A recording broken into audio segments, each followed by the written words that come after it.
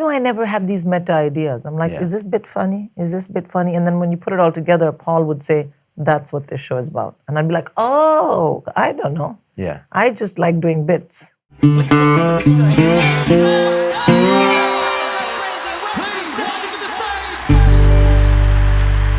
I think this is what happens as you develop as a comic.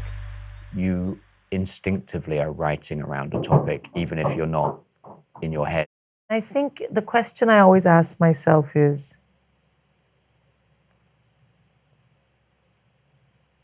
this funny? Or is this funny because first people were a bit interested? And of course everyone's interested. Hopefully people are interested when you're talking. But if you start getting to a personal place you don't have distance from, there's an energy you release into the audience, and that kind of draws them in, a little bit Oprah style.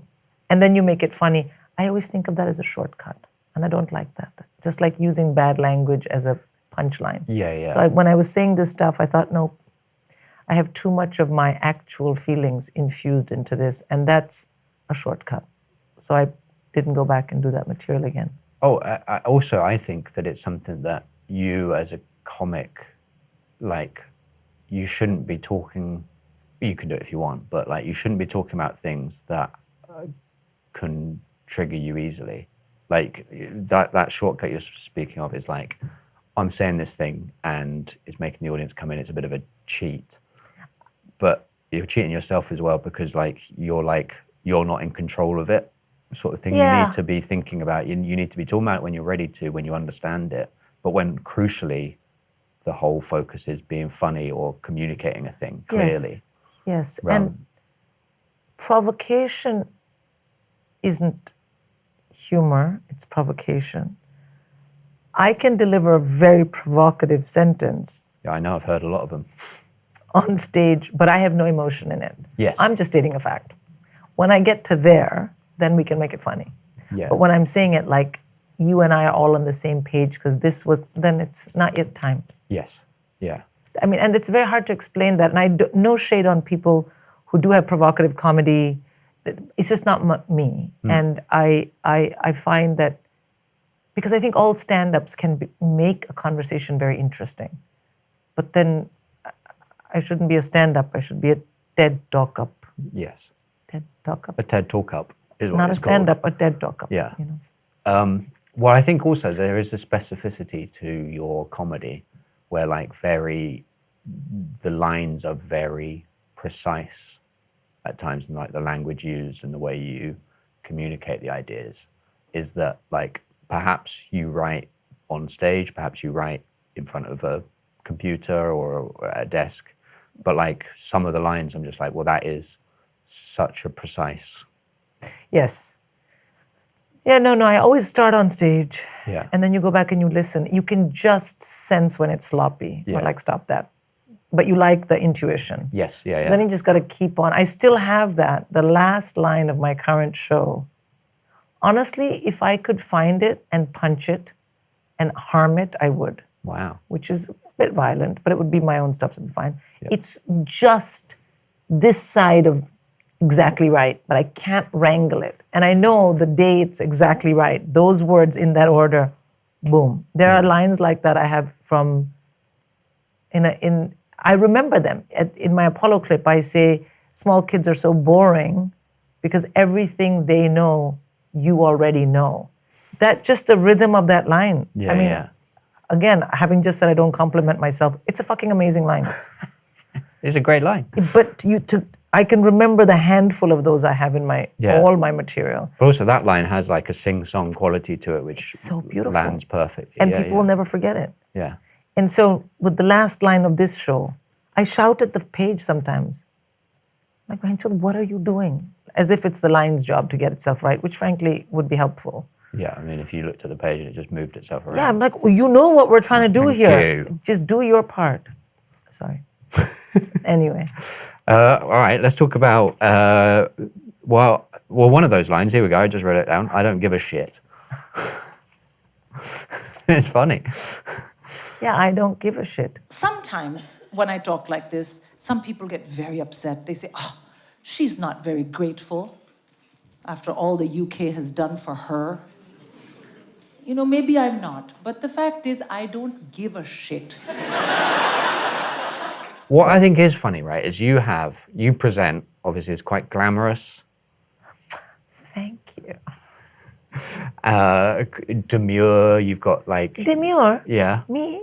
But then you say really aggressive stuff. Do you think I'm demure? I don't think I'm demure. I think I come across as someone who would be like I would think something was impolite. Yeah, I just mean that like first impressions as you walk on, and then maybe even sort of cultural things of like expectations of what an Indian woman would, how they communicate. And then you say stuff like, I don't give a shit. Yeah, I don't, yeah, exactly. Yeah. And the aggression and the way you talk about like being in fights and, so that's the thing that we can talk about is that the show, one of the things that from seeing the show in work in progress is that I was like, maybe we could start with the therapist fight. Yes. And then end with the fight with Barbara, is it? No. Barbera. No, that's her. Hanna-Barbera. Yeah, Hanna-Barbera. Yeah. And to have it bookended by two fights. Yeah, and actually that, I think, when you said that, the show fell into place. Right. Because because I had to get my sister out of the show, you know, in a way that previously she had been in the show so that she could watch it and become angry. Right, yeah. I mean, that was literally the sentiment, which for anyone who has a sibling, you know what that's like. I was like, oh, she's going to be so mad. But then I had to take that all out. And so, but to give the sort of punch in the therapist story, you had to make it about him being idiot, Simon. Yeah. You know, so yeah. I think the problem, Sindhu, is change. You don't like change. You don't want to change. And the thing is, and I said, oi, Simon. I have no problem with change. Do you enjoy them playing around with that, like, expectations of what you might be like on stage before, or is just the aggression just such a natural part of you that you're like, well, I can't not let it out? I mean, 100% the latter. Yeah. I do not think, I've never got on stage and thought, here's something. I've never tried to manipulate an audience. I know something you don't know. I mean, except a punchline. Yeah. But like, I'll try and seem a different way. I'm always like, how can you not, how could I not jump off the swing and sock her in the face? I mean, it genuinely seems to me the only reasonable response. Yeah. And by the way, people get it. They're like, This violent. is one of the things, actually. You talk about stuff and doing things that I'm like, well, that's objectionable. And everyone's like, yeah, Sindhu, yeah, you do that. You punch that kid. Yeah, but also I was a kid. Yes. That adult who came off a swing and punched a child. That's but you lunacy. talk about your best friends as Sado and Nutso. And they are. You know what I mean? Yeah. And you know, one of them has watched it. Really? Yeah. Do they know which one they are? Can't fucking figure it out. Which is such a relief, but also I'm like, you're also Dummo. Yeah, so we've got Dummo. No, we got two in one. Okay, Dummo / Yeah, and then Sado. I was like, okay, now you know. It's Dummo, Nutso, and Sado. She's like, oh my God, you know, you make up such funny stories. I was like, oh, bro. And all our other friends who knew it, even in the works in progress, they were texting me like on the sub WhatsApp that we have, being like, she's so thick. And I was like, well, she's busy figuring out the menu for her. Anyway. Hang on, okay, yeah. Also, having things like sub WhatsApp groups send chills into me. I have sub. Do you know Harriet Kemsey found out she wasn't on her family WhatsApp group once? Really? Yeah. I've got sub and then I've got sub. But the problem with sub is if you always have to make sure, like if one of them was to become a traitor, you would explode. So that has to be like, there has to be such strong material you have for blackmail that they never step out of that. Yeah, I have only one sub. Right. The thing is, right, because what you're saying there, I would say, is a challenging thing to process. Is a difficult thing to be like, oh, that's cool. But at the same time, every single when we were hanging out in Edinburgh, every single person that, you know, like Heidi, Harriet, you know, Cheryl, loads of people hang out with you would just be like, oh my God, I love Sindhu so much. And I was like, are you hearing some of the stuff she's saying though? But the thing is, okay, first of all, it's not normal. I'm telling you this, I love to talk to you, and I want everyone who is a good comic to Yeah. make specials with you. And I'm here hoping to make a special with you. Right. The thing is, though, I think there is no value in pretending that alongside the light and wonderful things in us is very dark, horrific stuff. And you Yeah. have to just constantly be moving between them, and you have to try not to harm others, like in a bad way, Yeah. with the dark. But you can use it. It's from the dark place that the impulse comes to keep people in line. Yeah. You need to do it. They're doing it to you. It's like a dark, there is no light without dark, there's no dark without light. The day we accept this and we say, okay, I'm going to try and be on this side, the light side, then if you know or someone you know goes to the dark side, you have to have an unconditionality of accepting yourself. Yeah. And from there, then you can accept others. And then there's people that are just awful. I'm not even talking to them. In fact, yesterday, there was something going on, and I really can't dox this because it'd be bad. Something going on, and someone that I'm broadly very connected to closely was saying something. I don't like them, but I've had to talk to them because of whatever's going on. And I just said, stop talking. I said, stop talking. This phone call is not because I'm interested in what you have going on. This is because we need to talk about A, B, C, D. So let's stick to that because I don't really like you, and you know that. But we have to engage with each other. So can we? It was a long silence. But I was like, but that doesn't mean that I would like push you off a bridge. It just Sure. means I don't like you, man. Stop giving me all this, nah. Just stick to business. I like now, that. I know that's a bit hard, but it's also true. Yeah. And in about 3 minutes, you'll probably reveal their full name and address. I will not on this. I mean, we've covered a lot of it. I feel like I sound so brutal, but I'm not No, that I brutal. think you're all right. Things are messy. Yeah. As long as you can wake up and say, I didn't really hurt anyone's feelings today. I think it's a good bar. Yeah. You know, I have my bars, like for my kids, are like no one is in hospital, no one is in jail. My bar for myself is I didn't hurt anyone's feelings today. And to not hurt people's feelings, you gotta lie quite a lot. And that's why we have a sub group. Understand? And that's beautiful structure. And we're back. Tell you what's not messy. You're special. No. It's incredible. Also, yeah, that I was saying about the specificity of like the language and like the words used and everything like that. But the performance is just very measured. There's like a live quality to it, but like at the same time, it's never like it always feels pointed towards the story. That style seems to be your style. When you're working a show up, how loose do you get? I always feel like, can we take a little short break? Yeah, let's do it. Is there any water? Let's get some water. And also, I might have some of that tea. One of the other people that's part of the design thing was Perim. She was amazing. Incredible. Just laser cut all of those letters. Which I still have. And look at them I've all still the got time. my S. I've got an S. Yes, I'm trying to find the right place to hang it up. Yeah. And the job of that actually, I remember, because we had a rig day and then we filmed for 2 days. Mm-hmm.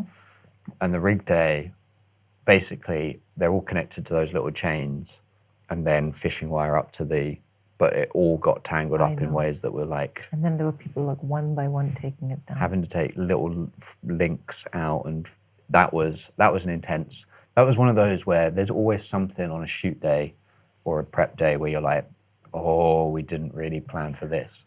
And that was one where I was like, well, this might be a problem. And just all of us, just like as many people available, as just like Amazing. doing that.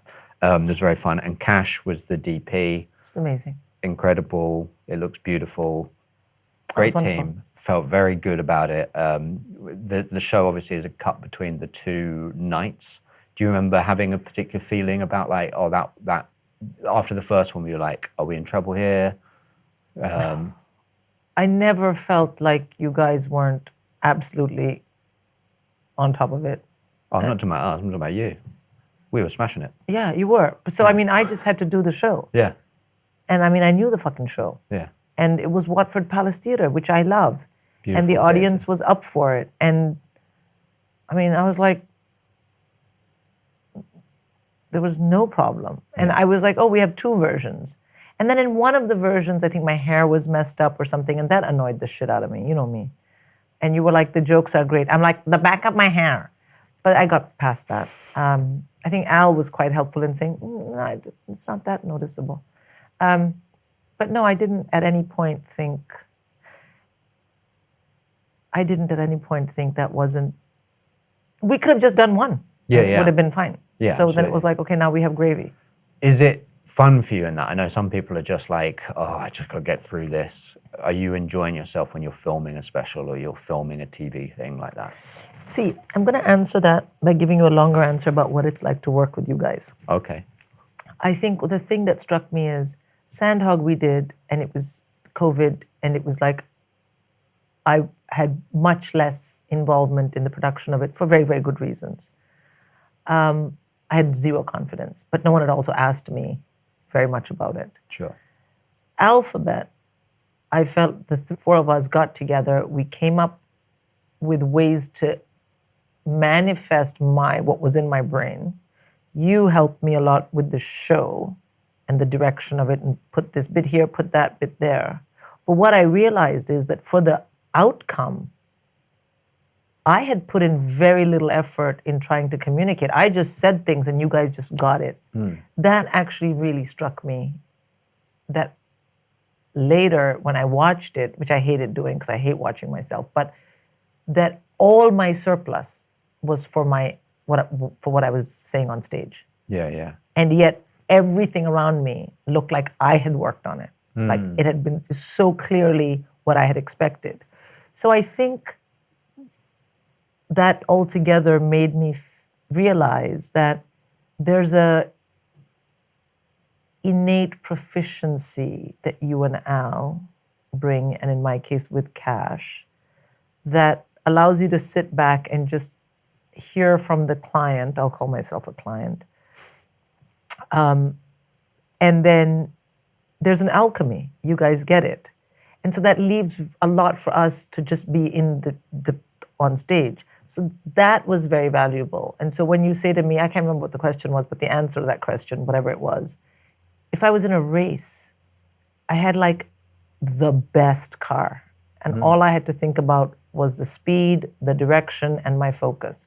But the vehicle that was with me was just beyond. And I really think that's how it was to work with you guys. That's very nice. What I would say is that you were just very straightforward as well, which is actually an incredibly useful thing, because so often in this industry, there's like even like down to budget, you were just like, this is how much I got. What can we do for that? I need it to look prestige. I need it to look like a big step up. Here's things I like. Here's what the show's about. And we're like, that's just like incredibly useful and artistically freeing for us to be like, great, this is how we think we can do it in that budget range. Here's all the things. And then you could be like, yes, I like that, I like that. And then we could just not worry about. And then when it came together, it just worked. You know, I think it's that there was this, and I mean, long may it last. There was like, I know what I'm doing, you know what you're doing, I trust you, you trust me, and then we showed up. I also have this fantasy. It's not going to be sex talk. I know you'd like that, Stuart, but I'm not going down that road. Going to get something juicy. No, I have this fantasy from listening to different podcasts, not podcasts so much, but reading interviews with various people across performance, whether they're Indian or not Indian, and actors, singers, where I want to be, one day I want to be able to say, I worked with people, I didn't know if it was going to make money or not, but I worked with people where I loved doing the work. You know, like sometimes you think of this production company that Matt Damon and Ben Affleck have, and you think, and you love that they were friends when they were little. Yeah. Now, none of my friends are doing this. They're all bankers, lawyers, whatever. So, but just to have that energy, I aspire to that. And it's very easy to miss that because you want to have more success. So there's like a bigger production world you can plug yourself into, and there'll be more eyes on it. And But I really believe that if you work with people that you get along with, you can have a laugh with, you would socialize with, that brings something. I don't know if it makes more money. I don't know if you get more famous, but I think you have more fun. I'm not going to do that if you were shit. All right? I just wouldn't do that, no matter how much I liked you. But you guys had a track record, and then when I started, and I liked you. When I came up to you in that bar in December, I was like, can you make my special? I literally was like, can you make my special? You were like, Yeah. Yes. But I have no doubt that if it hadn't worked... Very Very good. I think I've fudged There it at was the end. there was an extra AN, but that's fine. Yeah. But I'm sure if you hadn't liked me, or if I'd been... I think you guys know how to offload people. What does offload people mean? Is that the sexual bit? No. That's called something else, your offload. It's like, I think if someone came to you and said, can you make my special?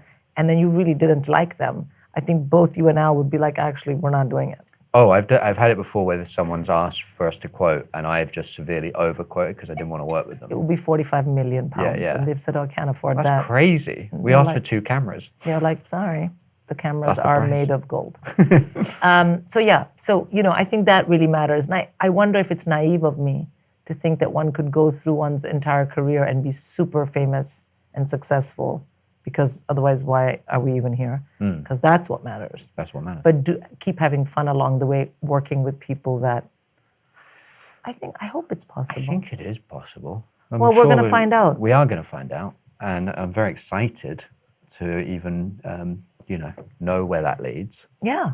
And I think it's you with all of the people you work with, because you have so many different kinds of comics at so many different stages, internally, externally. And and also it's like, it doesn't matter where the scale is. When I was saying about like the clarity of just like, this is how much we've got to spend. This is what I want the show to look like. This is the vibe I want to put across. Like those are such useful things that sometimes people get sort of focused on, like, yeah, but how much you can make that cheaper here? Or you just go, this is how much I got and this is what I want it to be like. And then have an open discussion where it's like, you can get, because it can be whatever the budget range. Well, I remember I was going to film whatever movie or TV show I was in then. We'd had one phone call and we were on the phone. And I had done a lot of research because I was about to put my money where my mouth was. So I wanted to know. That was the sexual part. Anyway, and so I talked to some people. I'd done some research. And I kind of had a number that I knew I'd be comfortable with, which was on the outside band of what I thought I should be spending on this special. And then I checked in with you and you gave me a number and I was like, no, I have more money. You were like, oh. And then I said, how are we going to fix this? Like, how are we going to use that money? Yeah. It's not that it was not a target. Yeah. But I was very upfront with you. Yeah, and it just meant I got to have a limo every day. All the time. Yeah. And for 3 months after as well. Exactly. And so I was like, okay, fine. And then, so that to me was admin. Yeah. Now, of course, if I had needed to pull costs back, I would have brought it up. And you guys, I'm sure, would have had something. But that conversation, I think, was very much about me, my housekeeping. Yeah. And also I knew why I was making the special. The next special we film, I think we'll have a very different instinct. Alphabet had to have a home because I couldn't write without that show having a home. It's a really, really brilliant special. And watching it again today, I was like, oh yeah, this is so great. And so many brilliant routines in it. You're so good in it. And I was just like, it does look so good. I genuinely felt like a nice pride of like, oh, that's cool that we did that. That is cool. And Nick Hamilton with the soundtrack, it was his music and he just released it. And I just said to him, Nick, this song, he was like, use it. Like I felt so many people, and Amrit, she did the beginning track. Yeah. You guys taught me a lot. Al and I talked about music, and I didn't even know you could ask someone to make a track. I was like, why can't we just have Prince? You guys were like, oh my God, that you can't. So it was like a real lesson. And I had such a great time. And I won't need to learn those things all over again, but it was a great way to learn them. Great way to learn. And you guys were very patient. And as were you. As we desperately tried to untangle those letters. I was like, oops. Just go and watch Sindhu. Go and buy the special, Yes, please buy Alphabet from my website, sindhuvee.com. And if you've ever had a parent, lost a parent, had a sibling, lost a sibling, wish you have a sibling who would get lost, doesn't matter. Go and watch that. I think you'll get a lot of joy out of it. I agree.